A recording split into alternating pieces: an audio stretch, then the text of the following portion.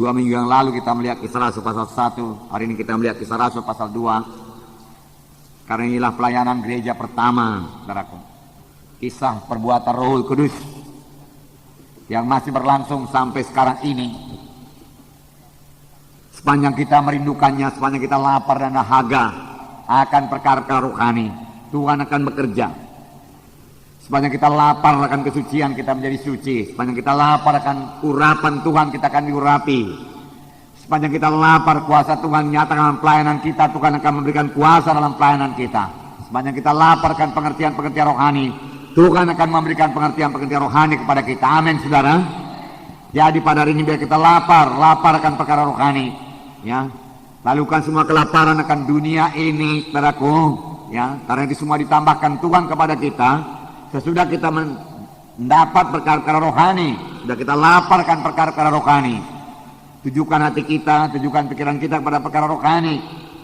Laparkan kuasa Tuhan buat membangun KKS kita. Supaya dalam KKS kita terjadi mujizat Tuhan, amin. Ya, laparkan kuasa yang seperti itu, saudaraku. Ya, laparkan mujizat Tuhan supaya terjadi dalam KKS. Laparkan kesembuhan supaya terjadi dalam KKS. Laparkan kuasa Tuhan sehingga saudara meletakkan tangan pada jiwa-jiwa di KKS, dia penuh dengan Roh Kudus, amin, saudara. Ya, itu perkara-perkara rohani, ya. Laparkan perkara-perkara rohani. Lapar. Firman Tuhan berkata, berbahagia orang yang lapar dan haus akan kebenaran, karena mereka itu akan dikenyangkan. Tanpa kelaparan rohani yang sungguh-sungguh, Tuhan tidak bisa bekerja dalam pelayanan kita. Apalagi kelaparan kita itu lain, bukan kelaparan rohani, kelaparan dunia, saudaraku. Maka hilanglah kelaparan rohani. Bahkan kalau Tuhan mau memberkati, mungkin kita tidak mengerti lagi menerimanya, karena pikiran kita tidak di situ lagi. Hari ini mari kita membuka hati kepada Tuhan, amin, saudaraku. Supaya kita mencari perkara-perkara rohani, laparkan perkara-perkara rohani. Kisah Rasul pasal 2 ayat 1 saya baca, saudara baca berikutnya sampai ayat 13. Ketika tiba hari Pantekosta, semua orang percaya berkumpul di satu tempat.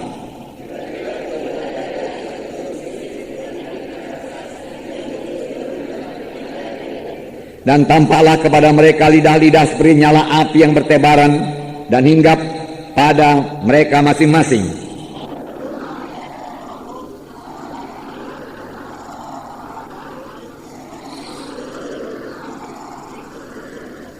Waktu itu di Yerusalem diam orang-orang Yahudi yang saleh dari segala bangsa di bawah kolong langit.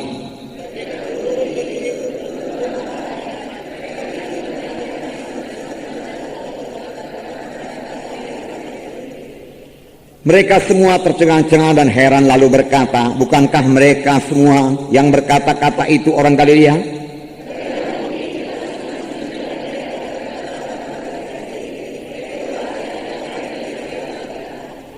Kita orang Partia, Media, Elam, penduduk Mesopotamia, Judea dan Kapadokia, Pontus dan Asia.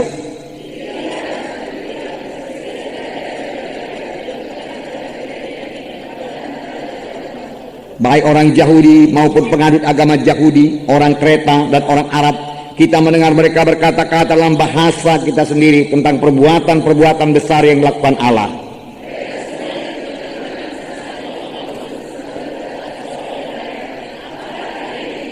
Tetapi orang lain menyindir, mereka sedang mabuk oleh anggur manis.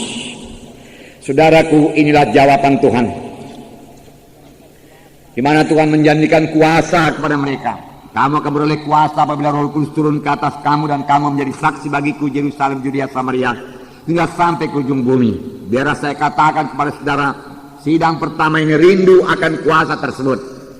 Oleh sebab itu dalam Kisah 1 ayat 14 dikatakan, mereka semua bertekun dengan sehati dalam doa bersama-sama dengan beberapa perempuan serta Maria ibu Yesus dan dengan saudara-saudara Yesus.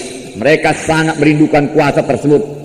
Mereka lapar dan haus akan kuasa Tuhan, sehingga mereka berdoa 10 hari lamanya untuk kuasa tersebut. 120 orang berkumpul pada hari pertama, 120 orang berkumpul pada hari yang ke-10, 1 orang pun tidak mundur.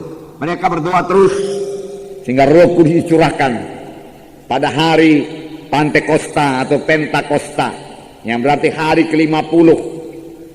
hari Pentakosta adalah salah satu hari raya orang Yahudi. Ada hari raya Paskah, itu hari raya yang terbesar setelah hari mereka bebas dari Mesir. Seperti yang kita baca dalam buku Keluaran, saudara.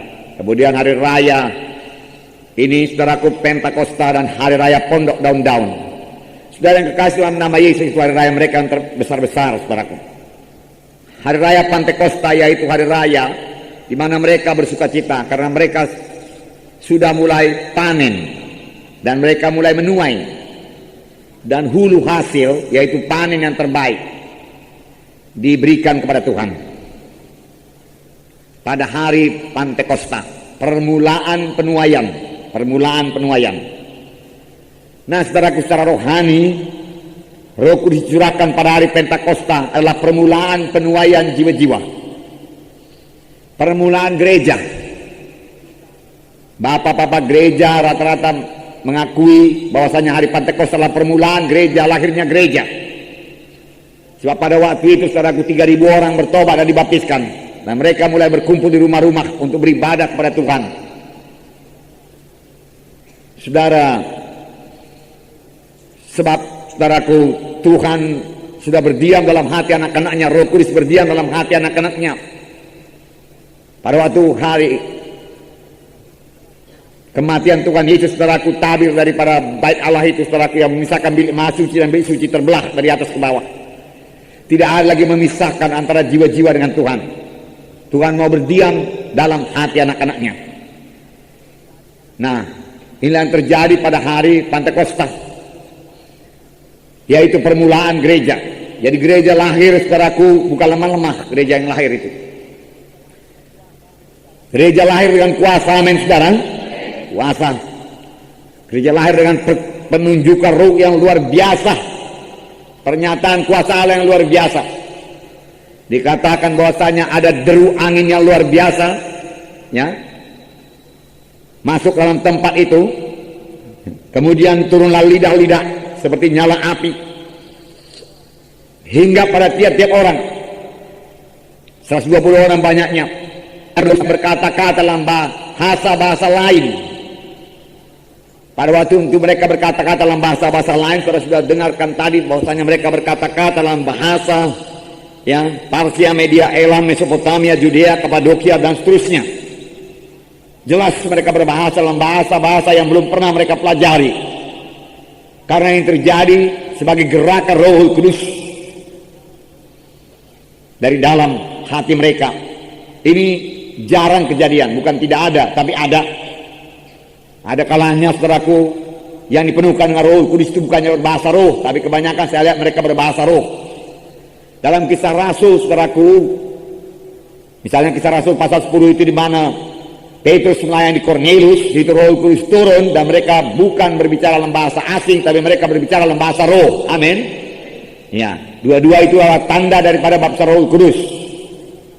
Tapi yang paling penting bukan bahasanya, bukan bahasa rohnya. Yang paling penting mereka itu dilengkapi dengan kuasa. Mereka berubah oleh baptisan Roh Kudus. Amin, saudara.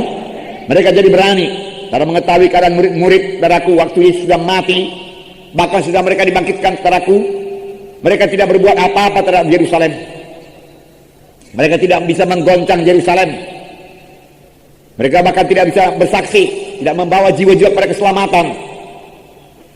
Keadaan Yerusalem biasa saja, tidak berubah. Setan pun tenang-tenang saja.